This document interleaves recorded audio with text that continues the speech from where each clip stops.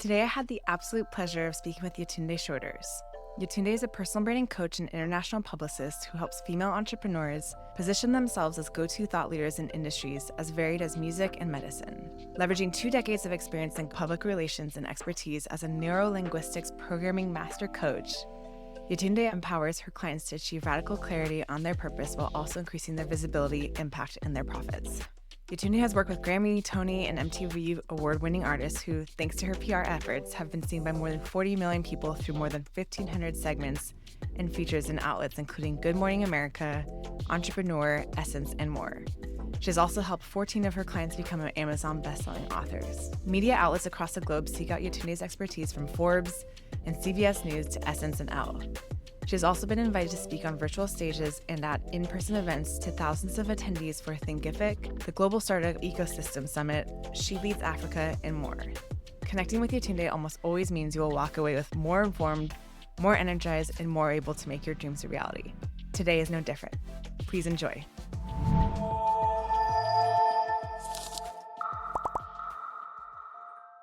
Welcome back to this season of The Climb, a journey where listening to your heart reveals your true potential. With the Intermountain philosophy, on this show, we're here to teach you how to embrace the limitless nature of growth. Women are reshaping the world, driven by their dreams. Our mission is to empower you to listen to your heart, pursue those dreams, to create a community where women like you can begin the climb to true success together. In a world of comparisons, reconnect with why your work matters through inspiring stories of female entrepreneurs all around the world. Discover what it means to build your legacy with authenticity and face your inner challenge with confidence. Join us on this podcast as we explore how to become fearless, unleashing your true potential for you and your business. If you choose to accept, your adventure awaits. Ready to climb your inner mountain? The climb starts now.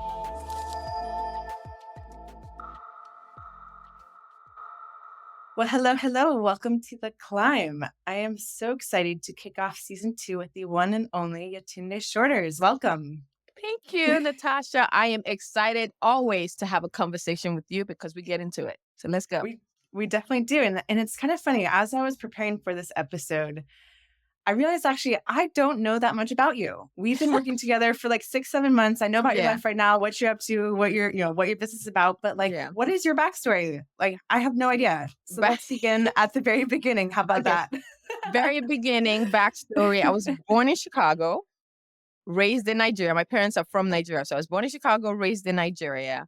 And I always say my first introduction to kind of where I am now, I was 6 or 7 years old when it happened. I watched Revenge of the Nerds. And I was like, oh my God, I have to start my own fraternity. And I called it Lambda Lambda. I didn't know anything about plagiarism or copyright rules then, but I started my own Lambda Lambda chapter. And it was a group of 8 girls at that time in Lagos, Nigeria. And there was an older girl who was, I think her name was Francisca. She was probably a few years older than us, and she called us. She was kind of like the big sister of the group. She called us together. She said, hey, Yetunde started this group. And she said, Yetunde, you're gonna be the PRO. I'm like, excuse me, I started this group. I should be the president, the founder, blah, blah, blah. She's like, no. I said, besides that, what's a PRO? She said, a PRO is a public relations officer. She said, you're really good people. So I think you should be the one calling people to join the club that you created. And that was my first exposure to the idea of what PR is. Fast forward. At 7 years old. At 7, like really, right?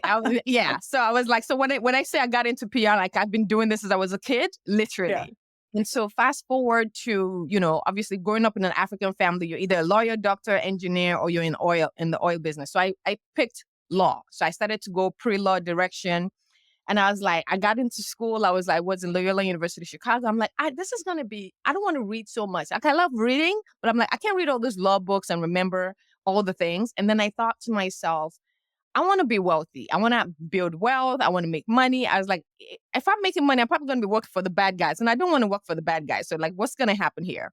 So fast forward, I took a creative course, and we had to come up with a ad campaign for Verizon. And literally in that moment, I remember it because we're in the creative lab downstairs at the downtown campus in Loyola University in Chicago. And the Mac computers were there. And we had to design this ad. And I thought to myself, oh my God, are you telling me that I can impact the lives or the thinking mind of millions of people based on one ad? I kind of just had a moment. Yeah. And I literally from that moment on fell back in love with PR and the idea of basically being able to change minds with the media. And so I started kind of taking PR classes, graduated with a degree in communications. I was a reporter for a while. I did all the things. I was an event planner. I did all the things, right? I was that multi-passionate entrepreneur. And so, but I always also came from a family of entrepreneurs. So I knew it was inevitable that I was going to have my own business, but I didn't know how that was going to work. And so I got into PR. Everything I did was around public relations, publicity, branding, marketing. And eventually, I ended up at a company in South Florida where they planned classical music concerts, classical music and dance concerts for the South Florida market. And I was responsible for the public relations whenever the American Ballet Theater came to town, the Alvin Ailey American Dance Theater, the New York Philharmonic. Whenever they came to South Florida, I was responsible for getting them publicity and letting people know about the event so they can buy tickets. And so I was the Black girl in classical music, which was like, they're like, are you a dancer? I'm like, no, I'm the PR person in this place. Like, you know? And so my desire to kind of get into PR for entrepreneurs started when I bumped into a fashion designer, probably in my 20s. And I saw her things. I was like, what, are you in a store? Where are you? And she was like, no, I just like to do this. I'm like, I was just like, oh my God, people need to know about you. And so the idea of me starting my own PR company, that triggered it. I was like, okay, how can I get global publicity for small business owners my way and get them to get the world to know what they're about? And that was how I launched in 2000, July 7, 2007, I launched IC Public Relations. And so since then, I've literally been on the path of how do I support entrepreneurs to, you know, kind of focus on the thing that they're purposed to do, help them have more impact with it, and help them make money that feels good. And so from that to getting into coaching people, I'm officially now a full-on Neuro-Linguistic Programming, brain-centric certified coach for women entrepreneurs. And so the difference is the depth we take on now is instead of just PR for your company or your brand, I have a process of helping you literally discover what it is that is your purpose, how to use it for impact, how to identify the people that you're specifically called to serve, and how to make money that feels good. And as women, it's really difficult for women to feel comfortable with making money with something that comes easy to us. And so I kind of found myself from Revenge of the Nerds, and here I am now, coaching women in Fortune 5 companies on how to step into their purpose, own their authenticity, and build a brand that is in alignment with their core values.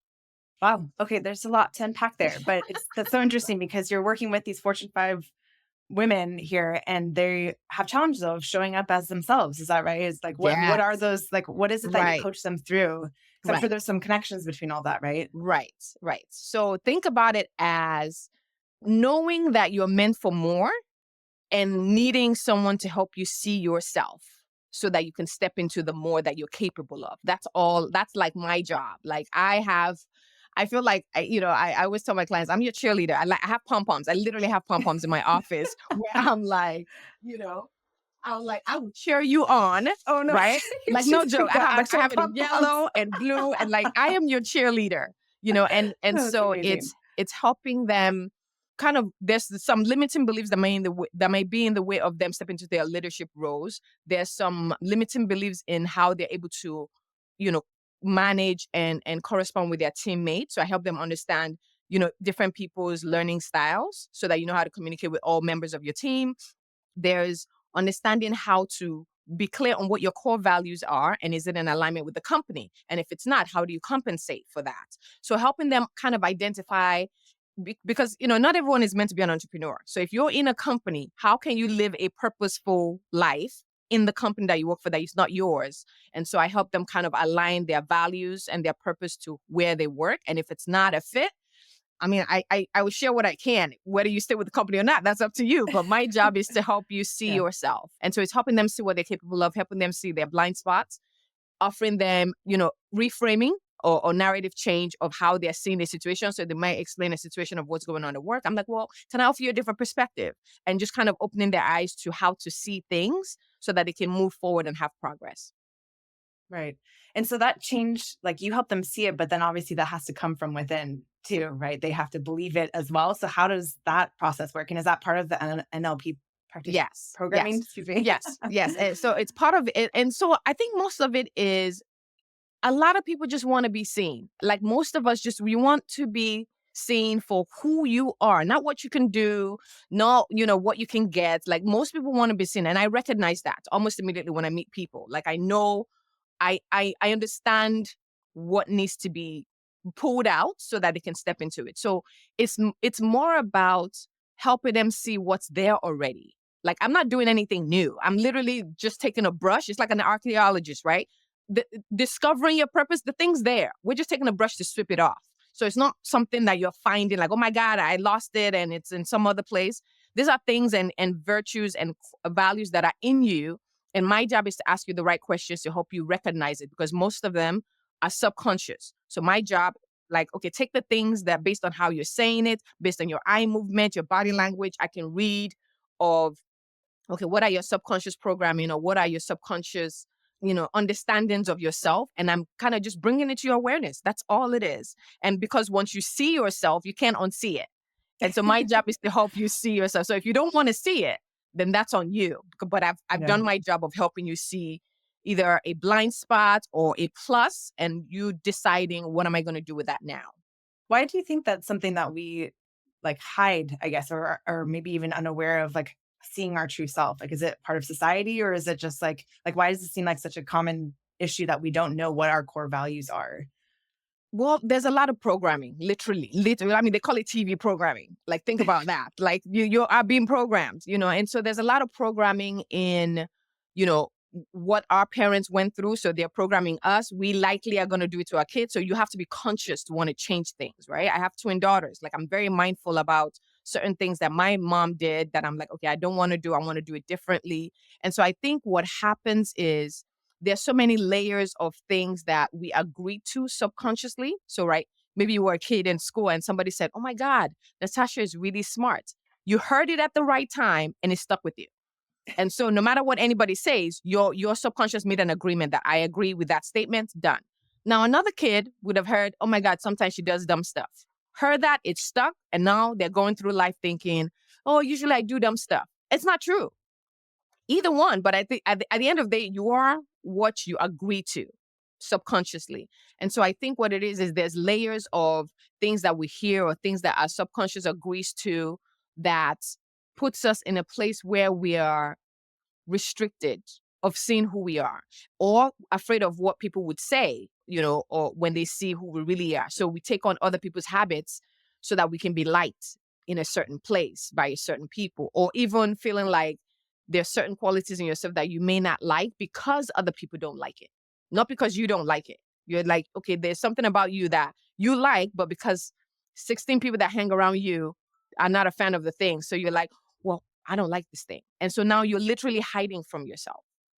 So what happens is, when we have layers of programming, layers of affirmations, the words you say matter, the thoughts that you have literally matter. Between brain-centric design and understanding your subconscious, what you think and the feeling that you attach to that thought is why they happen. So you have to be mindful of what you're thinking. And once you're aware that you can change that, the whole idea is for you to, in me helping you as a coach, see yourself, for you to like decide, okay, this is the limiting belief that I need to, it's not really true. Like you do reality testing with, is this true or not? Probably not.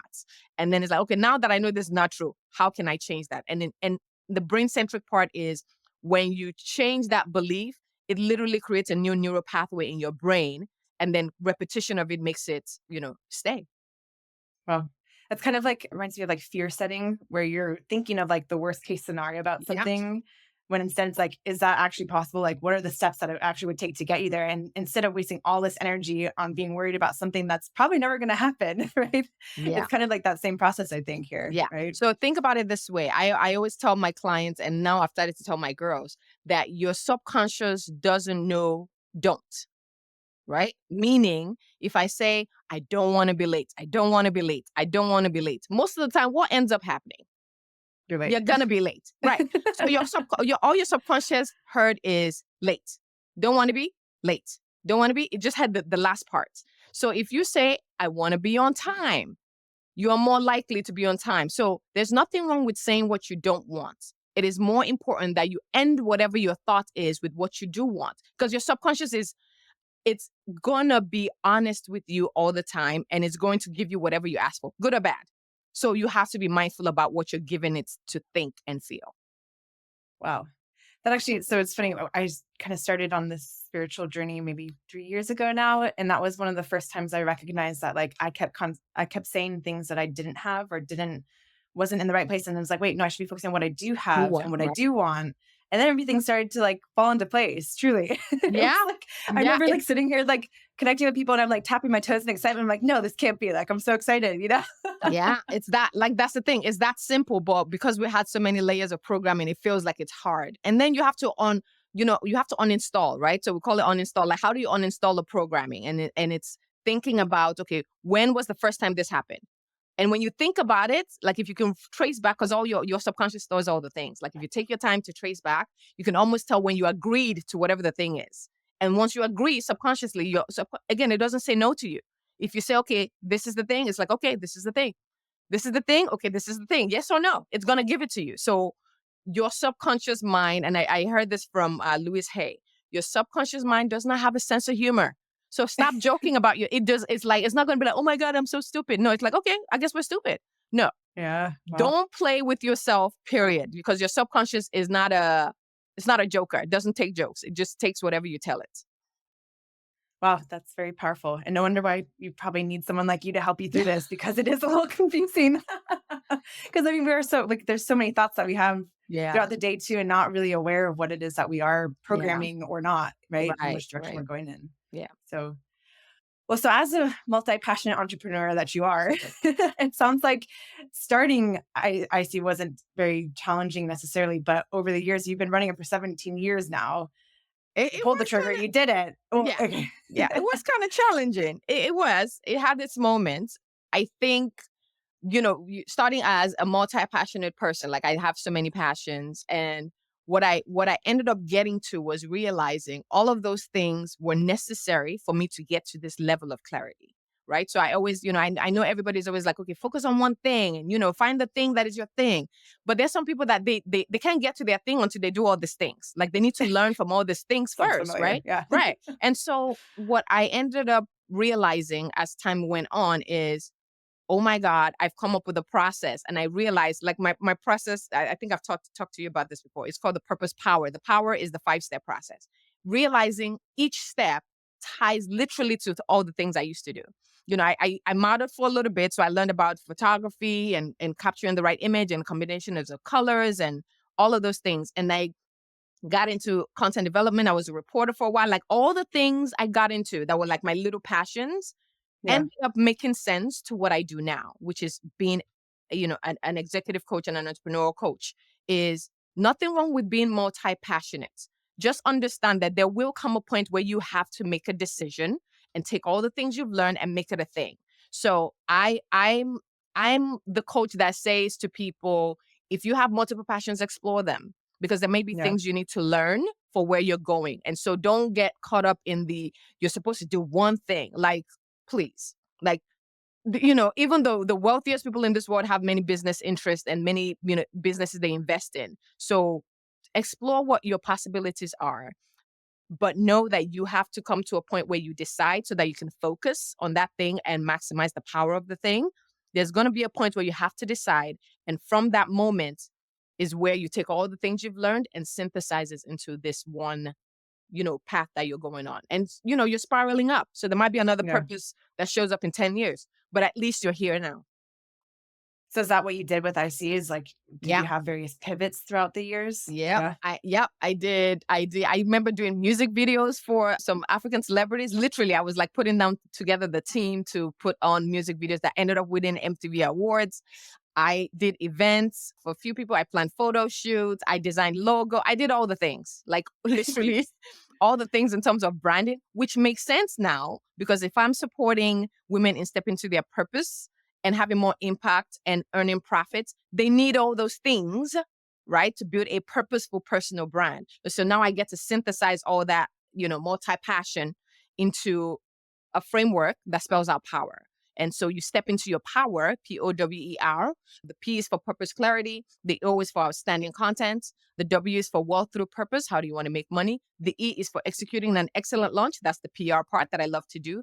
And the R is for review, rinse, and repeat. This is where you study the analysis of what happened.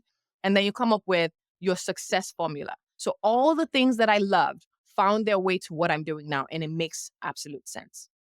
Yeah, I was about to say the power literally is like probably each stage or season of your business. That's right. That's right. Wow. So how did you handle those pivots though? Like you have a team as well, of course. Like, was it something that was like easy to work through, or like what was that like? It was half and half. Meaning I have some team members that were also multi-passionate. So they were like, oh my God, let's go. Like, they're like, oh, we're doing this today. Let's go. Or, we would fly down for a video shoot. Or there was even a couple of times we're managing red carpets for a magazine. Whenever they would fly around different parts of the country, we would handle the red carpet, get the press there. And the teammates that I had that were into that, I would fly them in. The ones that were not were staying, everything's remote and doing the work that we needed for what we're going to do there. So it was half and half, because I had some people that were on board. I focused on the people that had the strengths that would enjoy those to come with me to the event. And those that were more like, just give me the tedious work to do and I'll do it. And so I kind of sense whose energy could match and fit them accordingly. That's interesting. So like when you pay attention to like energies and such, is that something that like you've always been intuitive in understanding how to see who like you should be working with and connecting with? Yeah. Right. No, I think everyone has that gift. It's not, the mastery is how you get good at it. I think everyone, the same way you enter a room and you feel funny, that's your intuition. And your intuition is not moved by plus or minus. It's not like, oh my God, I feel good, or oh my God, I feel bad. It's like, this is what is. Whatever you do with it is up to you. And so I've literally used my intuition as a strategic advantage, because I've been harnessing it and practicing, testing it and using it. I had a whole year, I think it was 2010, where I was like, all right, I'm going to work on intuition the whole year. Like it was really good, but it was rough for me because I like to plan. So the idea of being intuitive for a whole year, I was like, oh my God. But it was one of my best years. Like I made multiple six figures. I made new clients. I came up with new products and it was amazing. But I was like, I can't, because I need to know what's going on. Like the next day I was like back to my planning and knowing what was happening. And so using your intuition as a guide is basically I think about it as tuning into, when I say energy, it's just, you just know. It's literally, everybody feels it when you go into a place that doesn't feel safe. The hairs at the back of your neck stand up. Everything's frequency, right? There's physics. Everyone has it. Are you harnessing it and learning and mastering it to apply as a strategy? And I use intuition as a strategy. And sometimes for some clients, I coach them on how to do that.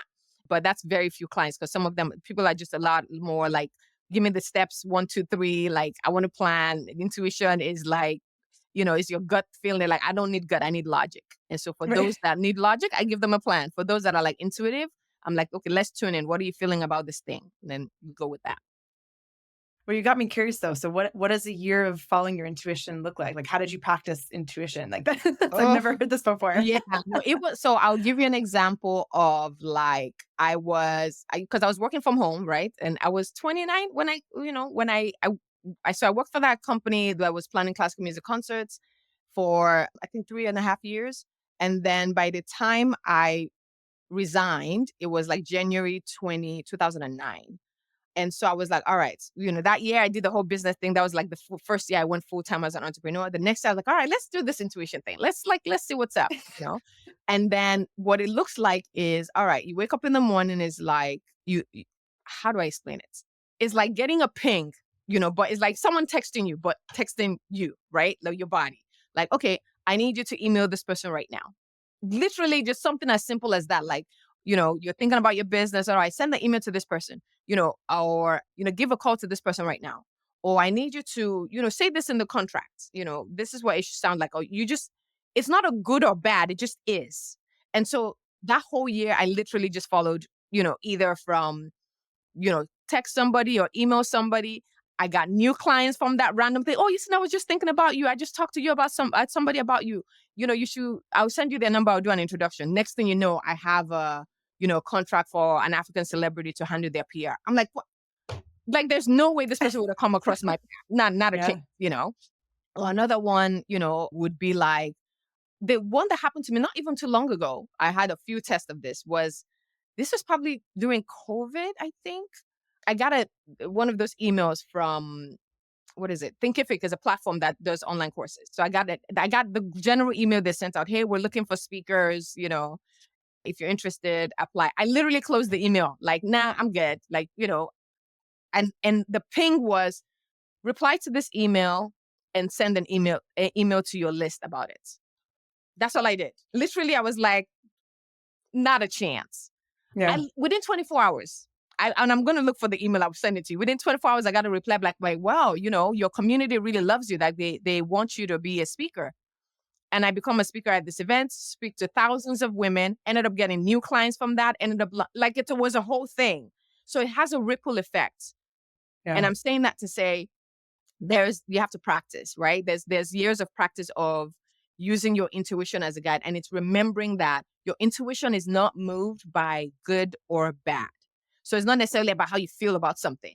It's the thing that it's just there. It's like, whether you do something or not, it's just there. Like, and so I think that's the part that confuses or stresses people out. People who are logical are like, no, I need logic. Right. And so the logical part of me thinks, when I think of intuition, I think about it's like, all right, I need you to back up your computer right now. You just get the ping. Whether you do it or not is irrelevant. And the funny thing is, the couple of times that I didn't do it when I needed to, guess what happened? I dropped my drive. I have 3 drives over here. I dropped my drive, doesn't work anymore. Sent it in, they can't retrieve the information. I was like, crap. I should have just done it when my intuition was like, back up right now. So it's little things like that. But intuition is a superpower. That's super interesting. So the reason why I asked about that is because Diane Wong, the founder of Intermountain and sponsor of this podcast as well, she talks about talking to your heart, listening to your heart. And I feel like there's a huge connection there. Like, similarly, instead of thinking with logic, paying attention to that intuition, to what your heart is feeling, to what that thing that's there, is. I feel like that's like a huge connection there. It's interesting. Yeah, absolutely. Because it's like your subconscious is always picking up information, right? So, I use the example of when you enter a room and you don't know what's wrong, but you feel off, right? Because your subconscious has picked up other data that you are not consciously aware of. Like right now, your heart's beating, your liver's working, your kidney's working. Can you feel that? You can't feel that. But those are all things that your subconscious is doing. And so there's a lot of things that we don't have access to that we think we do, when your real mind is your actual subconscious mind. And the superpower is in bringing the subconscious to the conscious. And that's when you do something about it. Okay, pivoting in quickly here. You mentioned that you are a mom of twins. Yes, I am. How old are they? And then also, how did that change or impact your life with your business, especially? Asking for a friend. Say less. Say less. I am a mom of two. I actually come from a family of a lot of twins, but I didn't know. I just assumed I wouldn't, because my older cousin just had twins. I was like, okay, he's the twin. He's the twin of our generation. We got twins. We're good. Moving on. I'm just going to have a boy. I thought I was going to have a boy or one kid first and then another kid. And then found out that I'm having twins, and I'm freaking out because I'm like, oh my God, like 2 of everything. That's all I kept thinking. I was like, oh my God, 2 of everything. It was like, okay, calm down. This is good news. I was like, I know, but 2 of everything. And so I have to say, before our girl showed up, I had energy. When I'm talking, I was going live every day. I was like online, connecting, like all the things. When my daughters showed up, I realized, oh my God, all that energy I had, I have to use it on them. And it was I literally had no more bandwidth. After that, I'm like, all the events, anything, I was like, okay, I need a whole minute to acclimate myself to being a new identity. Because I was in my 30s when I got married and had my girls. So I was like, okay, this is a new identity. How am I going to embrace this? Because that was one, they're seeing the identity, then deciding to step into it, because that's a whole nother situation. And so for me, there was a struggle of, I don't want to lose who I am. I also want to be a good mom. And the way that I did that for me, since I work from home, literally within 2 weeks, I started taking conversations and meetings with clients because I was like, all right, I don't want to act for me. I didn't want to be that person that's like saying, oh, I took 5 years break and now I'm just trying to catch up with what's happening in the PR world. I was like, no, I want to be and do the things that bring me joy and raise our girls. And so it literally shifted how I spend my energy. It shifted the way I set boundaries for myself and my clients and my time and my family. It shifted how I wasted my time. Like, when I set meetings with clients, my clients are so like, okay, I know you got they're urgent for me. They know like my time is valuable. So they show up for Yeah. meetings. Like if they're going to be late, I'm so sorry, I'm running late. Like my time is so valuable now that it helps me have a very quality life. And I'm so grateful for that and for my girls, because having to raise them the way we want to, because we're homeschooling them and we're using micro schools, we're not sending them to conventional schools, so the effort is a lot different than if I was sending them to school and being hands off per se. And so now I get to manage my time better. I value the quality of my conversations because now they every minute matters, and so people are more engaged in terms of the conversations we're having because they know that the time is important. And so I Yeah. appreciate that experience. Wow. Yeah, I can imagine boundaries are very important, figuring that all out. How did you go about setting those, or what did that look like? One of the client, I remember having a session with a client, and she's in the West Coast, and she had said, oh, I would like to have the meeting at this time. I said, that's not going to work for me because it's going to be, I think it was going to be 6 p.m. the time here, and I have to watch my girls. And I remember her saying, I love that you said boundaries. In my head, I'm like, I'm just telling you what's going on. You could call it boundary, but literally, I thought I'm just telling you it's not possible. And so for her to say to me that was me setting a boundary, I was like, oh, I guess that is a boundary. I just thought I was being me in terms of I know what I'm capable of, and I don't have time at that time. And so it brought to my awareness that I do set boundaries, but I didn't call them that. I just said that's what's happening in my life. I didn't make concessions that were an inconvenience to my family or to my well-being. I think that's the most important part. And so setting boundaries became easy. Like my clients know on Fridays, I haven't done this in a while, but I leave my office at 2:00 and I go to the beach. Nice. That is my self-care act that I do, is I leave my office at 2:00 on Fridays, go to the beach and chill for a few hours and reset. And even now, my clients, like at 1:59, they're like, so I know you got to go to the beach. Or if at 2:05, I'm still texting, they're like, okay, why are you not on the beach? People start to help me keep my own boundaries because I set them. And so that's the power of setting boundaries for yourself that you can own up to, and then people have to follow because they don't have a choice. And when you do quality work, they will support your boundaries. Yeah, it's funny. I just this week, I finally time blocked. Yeah. And I used to time block, but then I'd book calls over them. Yeah. And finally I was like, I need to start treating those as if they're client calls and respect my own boundaries I'm keeping, because otherwise I'm never going to turn off and I'm just constantly working and not taking care of myself. And I love that you mentioned well-being too. And so ending up here actually, and you kind of meant, you did answer it a little bit, but I'm sure, this is one question I always ask, but like, what is a non-negotiable self-care routine that you've incorporated into your practice every day? So outside of going to the beach on Fridays, what is something that is so important to you? It's really important for me to go on my runs and my walk, right? And I do that. I've been doing it now consistently for 4 years now.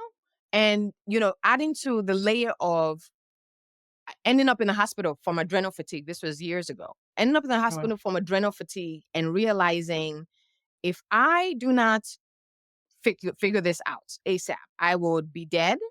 When I was 20 something, I'll be dead at 20 something. My family, they're African. They will eat rice, they will party, they will cry, and they will move on. I was like, all right, well, we can't have that, right? So how are we going to fix that? And I went on a journey of how do I change my life in 30 days? And I remember that was October 2009. I was like, I want to change my life in 30 days. What does that look like? And I shut down, since I was working for myself, I shut down watching TV.